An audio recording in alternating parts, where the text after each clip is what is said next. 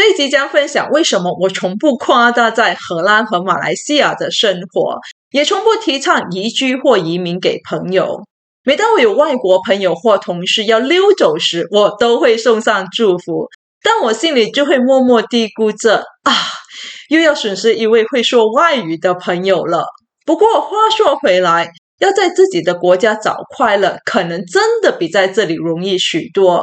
你看，在这里快乐不是你随手花钱就能买到的，你得自己动手去成就自己的丰衣足食。所以许多人在移民或移居前都满怀憧憬，但到了那里之后却发现连找份工作都难如登天。这时他们的天堂梦就会被现实生活狠狠打脸，最后可能就选择放弃，然后回到自己的国家。当然每个人离开的理由有很多，这只不过是其中的一种。嘿，大家好，我是小云。你知道吗？有些人决定移居或移民是因为相信了网络上一些天花乱坠的描述。有些博主在网络上吹嘘国外的生活有多么美好，环境有多棒，赚钱有多么容易，说的就像童话故事一样。结果就有些人跟着了他们的调调，然后不顾一切离乡背井。虽然我们都是成年人，都应该拥有独立思考的能力，但你不难听见有些人说，我是因为听了谁谁谁说，我是因为看了谁谁谁的影片才决定移居或移民的。所以请记住，做决定前一定要三思，不要被网络童话带偏了方向。当然，我也从不掩饰我对荷兰和马来西亚生活的热爱。我在我的影片里也常分享我在这两个国家所体验过的好与不好，但别忘了，适合我的不一定适合你。因此，无论我身在荷兰还是马来西亚，我都不会吹捧移居或移民。因为在异国生活中，有些事情我们可能根本没有体验过，但并不代表它不存在。就像我在这里生活了20年，从未体验过被种族歧视，然后我告诉大家，荷兰没有歧视的问题，你会相信吗？别说你，连我自己都不相信。尽管荷兰表面上可能没有明显的种族歧视，但我相信潜在的歧视和种族偏见仍然存在。主要原因是我三不五时会听到身边的人说，他们感觉到被歧视了，或他们对某个种族持有的偏见。我相信当一个人到达一个新的国家，一开始一切都是新鲜的，甚至连空气都可能是甜的，同时也会有很多比较。你甚至可能怀疑自己是否置身于人间天堂。然而关键在于，有些人会沉迷于这种错觉，而有些人很快就醒悟，并开始理性的去审视这个陌生的地方。我也有过类似的经历，但后来我意识到，有些美好只不过是生活的一小部分，而不是全部。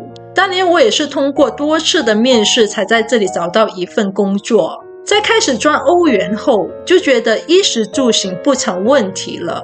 我曾经心想，既然我能够做到，其他外国人也应该可以。但随着年龄的增长，回想起当时的想法，我就觉得自己太过天真了。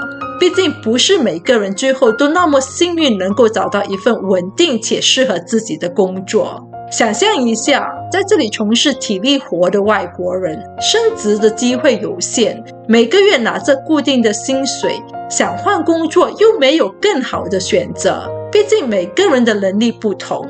而且荷兰的生活成本并不低，有些家里有妻小的外国人，由于找不到稳定的工作，或是需要依靠一份收入养活全家，会感到莫名的焦虑。我理解这种感受，就像我在找工作时也曾焦虑过。我想或许只有在缺钱的时候，人们才能认清生活的本质。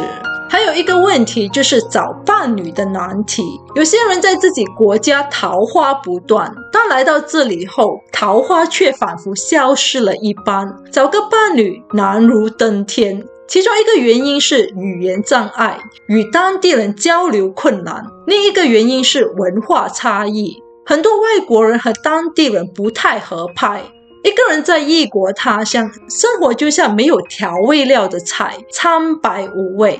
所以千万别以为在国外的生活就像电影里那样浪漫，像世外桃源一样美好。因为当你被现实狠狠地唤醒时，你会感到无奈，甚至极度失望。在移民或移居的梦想里，并没有值不值得。我个人认为，再美的梦想也必须面对冰冷的现实。我曾经也天真的以为离开故乡后就能过上超棒的生活，但生活并不是电影啊，它更像是一场比赛，会让你节节败退。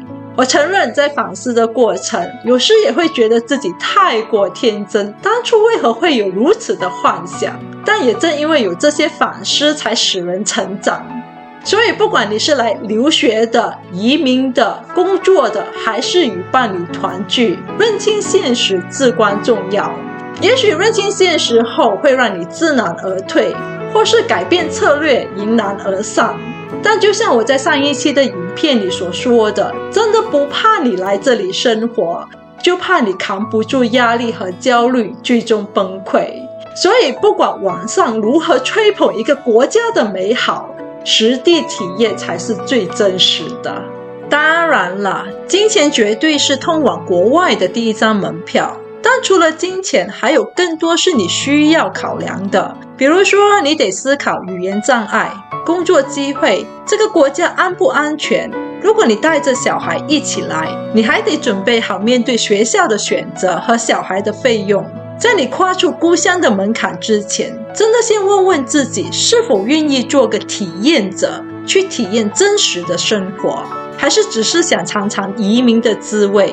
因为真相是，在海外的生活并非总是像你在社交媒体上看到的那样光鲜亮丽，只有适合自己的才是最好的。就像穿高跟鞋一样，适合自己的才是最舒适的，而不适合的走起路来会感觉摇摆不定，不确定脚下的路。好的，今天的分享就到这里，谢谢大家的收看，我是小云，我们下期再见，拜拜。